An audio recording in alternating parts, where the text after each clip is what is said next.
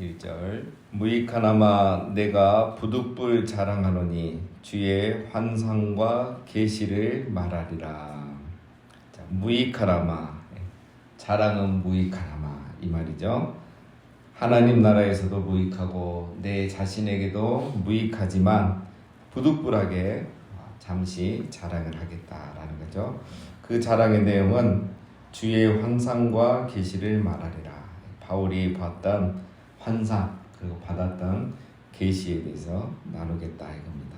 오늘 내용은 이제 보면 아시겠지만 사실 별 얘기하지 않습니다. 이거를 또 너무 자랑이 되지 않기 위해서 간단하게 얘기를 하죠.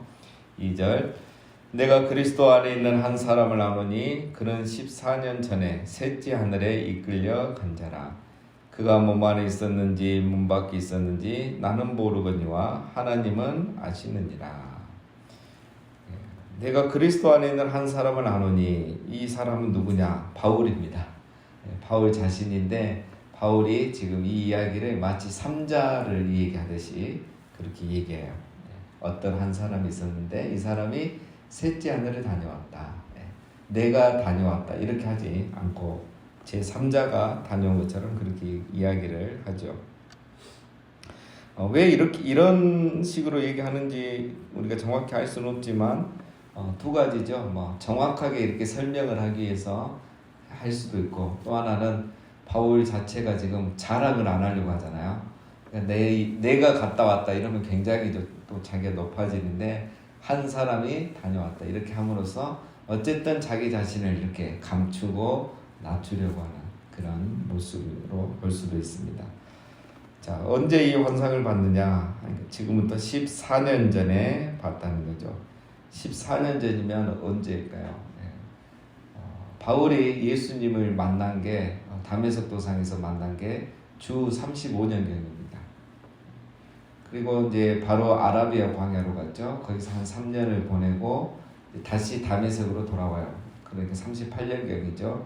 거기서 전도하다가 사람들에게 믿지 못 박해를 받죠. 그래서 광주리를 타고 성 밖에 내려와서 고향 북쪽으로 다소로 갑니다. 거기서 이제 상당히 오랜 기간을 또 있었고 나중에 이제 바나바가 이제 그 안디옥 교회 이렇게 설교를 하는데 이제 바나바는 이렇게 설교에 또 능하진 않아요. 사람은 너무 좋으신 분인데 그래서 다소에 가서 이 똑똑한 바울을 데리고 옵니다. 그래서 안디옥 교회 이제 설교를 같이 했던 거죠.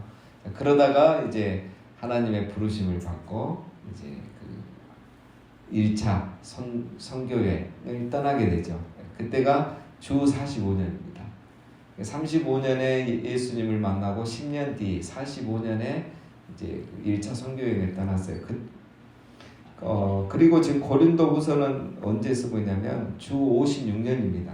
1차 선교회 떠난 지 벌써 12년째이고 그러면 지금은 56년인데 14년 전에 이 편지를 썼다는 거죠. 그러니까 주 약 42년경입니다. 주 42년경이고 그럼 1차 선교여행을 떠나기 전이고 아마도 다소에 있을 때 아라비아 광야에서 왔다가 다메섹에서 전도하다가 아직 때가 아니에요. 그래서 못하고 다소로 다시 들어갔죠. 고향으로. 고향에 가서 10여 년을 가까이 있으면서 이제 바울이 그때 성경을 정말 연구를 많이 한 거죠. 기도도 많이 하고 그 기간에 이 셋째 하늘에 다녀온 환상을 보게 된 겁니다. 그래서 하나님이 바울을 이렇게 딱 준비하신 거죠. 자, 셋째 하늘에 이끌려간지라. 자, 셋째 하늘이란 거는 하늘이 첫째, 둘째, 셋째가 있는 게 아닙니다. 이것은 그 당시의 우주관이에요. 그 당시의 사람들은 우리처럼 지금 허블 망원경에 있어가지고 지구를 이렇게 내려다볼 수 없죠. 그 사람들은 그냥 이 전해져 내려온 이야기를 가지고 우주관을 가지고 있는 거죠. 그래서 우리 눈에 보이는 이 하늘, 스카이, 파란 하늘 있고 이 너머에 우주, 그 하늘 있고 그 뒤에 셋째 하늘, 하나님이 계시는 셋째 하늘, 헤븐 이게 있다고 생각을 했던 겁니다. 그래서 셋째 하늘이란 거는 그 하나님이 계시는 하늘을 말하는 거죠. 자, 그래서 셋째 하늘이 있냐 없냐 이게 중요한 건 아니고 이게 이제 그 당시의 우주관입니다. 이 셋째 하늘은 우리로 말하면 낙원이죠, 낙원. 천국은 아닙니다. 왜? 천국은 예수님 재림 이후에 가는 것이죠. 그래서 이곳은 낙원이죠. 우리 예수님도 십자가에 있는 강도에게 오늘 내가 나와 함께 낙원에 있으리라. 낙원을 말하는 겁니다. 3절 내가 이런 사람을 아노니 그가 몸 안에 있었는지 몸 밖에 있었는지 나는 모르거니와 하나님은 아시느니라. 이 1절에서도 나왔는데 이 말이 또 나오죠.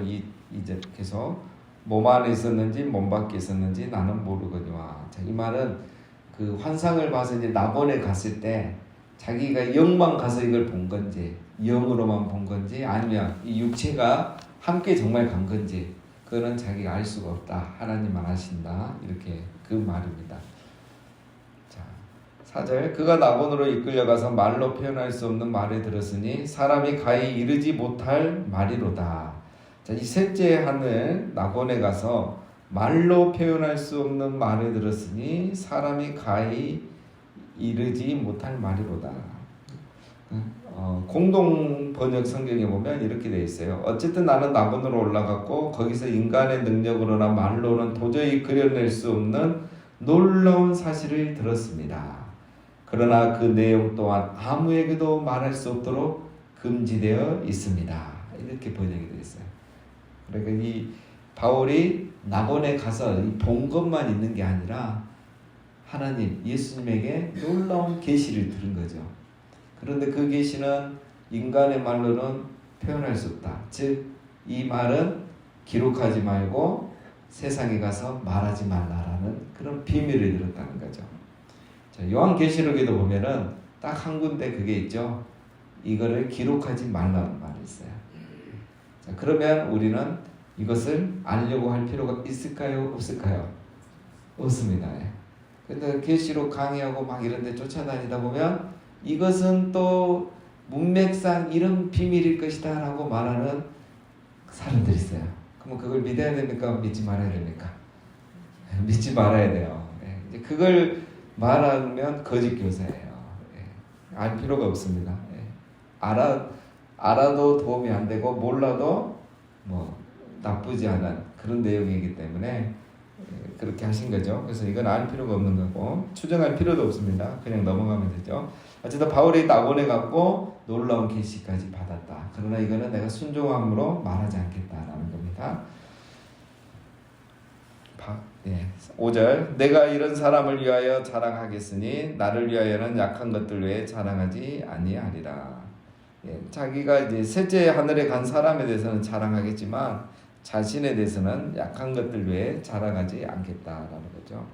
바울은 자랑한다고 해놓고 계속 약한 것만 자랑하고 고난받고 죽을 뻔한 것만 자랑했죠. 그리고 이제 하나 한다는 게 셋째 하늘에 갔다 오는 거. 근데 그것도 내가 이렇게 말하지 않고 그죠? 한 사람 제3자를 놓고 얘기하는 것처럼 말합니다. 6절 내가 만일 자랑하고자 해도 어리석은 자가 되지 아니할 것은 내가 참말을 함이라. 그러나 누가 나를 보는 바와 내게 듣는 바에 지나치게 생각할까 두려워하여 그만두노라. 자, 바울이 14년 전에 이 낙원을 받고 계시를 들었다는 것은 참말이다. 이 말에 거짓말이 아니다는 거죠. 그러나 이것 하나도 바울은 지금 어떻게 합니까? 남의 이야기처럼 이야기하고 있고 또 자세한 자랑을 하지 않고 있죠. 그러니까 바울이 정말 사람들에게 와 이런 소리 들으려면 거기서 들었던 계시 중에 그냥 하나만 얘기해도 바울이 인기가 팍 올라갈 건데 바울이 그런 얘기를 또 안 해요. 그냥 갔다 왔다 이야기만 하고 이거는 거짓말이 아니다. 이 정도에서 멈춥니다. 바울이 왜 자세한 얘기를 안 합니까? 우리 내가 본 천국, 내가 다녀온 천국 이런 책들 보시면 제 옛날에 한참 많이 봤어요. 너무 관심이 많았고. 근데 나중에 막 그 사기였더라고요. 미국 그 뉴스에 나와요. 그런 분들이 그 돈을 벌기 위해서 자기 자녀가 죽을 그 위기를 딱 거치는 순간 천사가 왔고 천국에 데려갔고 막 이런 책들이 있어요. 제가 그때 막 순진하게 다 믿었는데 나중에 보니까 거짓말했어요. 그런 일들이 많아요. 그래서 바울도 이렇게 자세하게 얘기하면 엄청 유명해질 거 아니에요. 오늘 같으면 막 매스컴 타고 책 쓰면 그냥 엄청 팔리고 절판되고 이럴 건데 바울이 그렇게 하지 않은 이유가 뭐라고 합니까? 지나치게 생각하고 두려워할까봐. 이 말은 자기를 너무 위대하게 생각하고 또 자기 자신을 이렇게 너무 높이고 경외하게 될까봐 아예 자랑을 하지 않겠다. 대단한 거죠. 우리 같으면 얼마나 부풀려서 하겠습니까? 그렇죠? 천국 간증 한번 하면은 전국 강사가 돼서 스케줄 빡빡해지는데 바울은 아예 다녀왔다는 말 외에는 아무것도 하지 않습니다. 천국에 뭐가 있고 뭐 보석으로 집이 되고 이런 얘기 자체도 안 합니다. 대단한 거죠. 이걸 보면은 바울은 자기가 높아지는 것을 굉장히 경계한 사람입니다. 하나님이 높아지는 것 외에는 관심이 없죠. 정말 대단한 거죠. 7절 여러 계시를 받은 것이 지극히 크므로 너무 자만하지 않게 하시려고 내 육체에 가시 곧 사탄의 사자를 주셨으니 이는 나를 쳐서 너무 자만하지 않게 하려 하심이라. 자 보세요. 이제 자랑하는 건 또 약한 거예요. 결국 나곤 이야기 하면서 나곤에 대해서는 다녀왔단 말 하나 외에는 하지 않고 그걸 통한 자기의 연약함을 연결해서 간증을 하고 있습니다. 그렇죠? 자 그러면서 무슨 간증을 합니까? 자랑을 합니까? 내가 그렇게 큰 계시를 받는데 하나님은 나에게 육체의 가시를 주셨다 이거죠. 자 먼저 이제 한 가지씩 생각해 보면 여러 계시를 받은 것이 지극히 크므로 그러니까 바울은 많은 계시를 받은 거죠. 특히 나곤에 갔다 와서 나곤을 보기도 하고 말할 수 없는 계시를 받았어요. 하나님이 왜 바울에게는 이런 계시를 주셨을까? 왜 나곤 셋째 하늘을 경험하는 이 기회를 주셨을까? 이겁니다. 앞으로 선교 사역 잘하라고. 왜냐면 선교 사역 하다 보면 힘들고 포기하고 싶을 때가 있을 거 아니에요. 그때마다 내가 봤던 나곤, 내가 갈 나곤, 그리고 거기서 들었던 말씀을 생각하면서 이걸 잘 인내해내는 거예요. 그래서 사역을 잘 감당하라고 그걸 보여주신 거죠. 하나님이 요셉에게는 왜 선명한 꿈을 2번이나 꾸게 해주셨겠습니까? 요셉은 총리가 돼서 자기 가족을 구원해야 돼요. 그 세월이 근데 몇 년이 걸리냐면 13년이 걸려요. 그래서 하나님이 이 13년 동안 바닥까지 낮춰서 노예만 되는 게 아니라 노예가 돼가지고 그냥 좋은 일 하다가 누명 써서 감옥까지 가게 하고 이렇게 험한 세월을 보내야 되는데 그 기간을 잘 견디려면 요셉이 선명한 꿈이 있어야 되는 거예요. 그래서 하나님이 요셉에게는 그런 꿈을 보여주신 거죠. 바울도 마찬가지입니다. 이 힘든 사역을 잘 감당하도록 하나님이 그런 낙원도 보여주시고 계시도 주신 거죠. 그러면서 하나님은 동시에 또 이 사역을 잘 감당하도록 이런 은혜만 주신 게 아니라 동시에 뭘 주셨습니까? 육체의 가시를 줬다고요. 육체의 가시. 자, 이게 뭐냐는 중요하지 않습니다. 뭐 안질이냐 간질병이냐 이렇게 추측하지만 중요한 것은 무슨 병이냐가 아니고 하나님이 왜 이 병, 이 고통을 주셨느냐라는 거죠. 그거에 대해서 바울은 뭐라고 합니까? 나를 쳐서 너무 자만하지 않게 하려 하심이라. 바울이 교만하지 않게 하기 위해서 이 가시를 줬다라는 거예요. 왜? 그 당시에 바울과 같은 사람이 누가 있습니까? 이렇게 많은 교회를 개척하고 이렇게 많은 성경을 쓰고 베드로도 이렇게 못했는데 그 교만해지지 않도록 이 가시를 주신 거예요. 자, 우리가 좋은 차를 딱 샀어요. 새 차를 샀는데 한번 싹 밟아보고 싶어서 쫙 갔는데 앞에 뭐가 있습니까? 속도 방지턱이 있어요. 그러면 좋은 차든 안 좋은 차든 큰 차든 작은 차든 다 속도 줄여야 돼요. 그 길을 올라가려면 속도 방지턱. 바울에게 이 가시는 교만 방지턱이에요. 교만 방지턱. 교만해질 때 되면 이 병이 한번 도는 거야. 아프면서 또 나아지고 그런 교만 방지턱을 주신 거죠. 그래서 하나님은 우리 모든 사람에게 교만 방지턱을 다 하나씩은 주십니다. 다 있어요. 그게 무엇인가 이제 자기만이 아는 거죠. 나에게 주신 교만 방지턱 한번 생각해 보시기 바랍니다. 8절 이것이 내게서 떠나가게 하기 위하여 내가 3번을 주께 간구하였더니 3번이나 기도했죠. 자 그런데 하나님 어떻게 하셨습니까? 9절 나에게 이르시기를 내 은혜가 내게 족하도다. 이는 내 능력이 약한 데서 온전하여 짐이라 하신지라. 그러므로 도리어 크게 기뻐함으로 나의 연약한 것들에 대하여 자랑하리니 이는 그리스도의 능력이 내게 머물게 하려 함이라. 자, 하나님의 응답은 내 은혜가 내게 족하도다. 이 말은 가시를 제거해주지 않겠다 이 말이죠. 여기서 말하는 내 은혜는 뭘 말하냐면 바울이 받은 이 특별한 은혜들을 말합니다. 다메섹 도상에서 예수님을 부활의 주님을 직접 만났잖아요. 이런 체험이 또 있잖아요. 그리고 셋째 하늘에 다녀온 거, 그리고 유럽의 아시아의 이 수많은 교회를 세운 거, 이게 다 바울에게 주신 은혜예요. 이 은혜가 엄청나다는 거예요. 그래서 육체의 가시 하나 정도 이거는 너에게 큰 게 아니라는 거예요. 다른 사람에게는 이게 큰 거지만 너에게는 이게 큰 게 아니라는 거죠. 왜? 교만 방직도로 줬기 때문에. 그래야 오히려 네가 계속 쓰임 받을 수 있기 때문에 내 은혜가 너에게 족하다라는 거죠.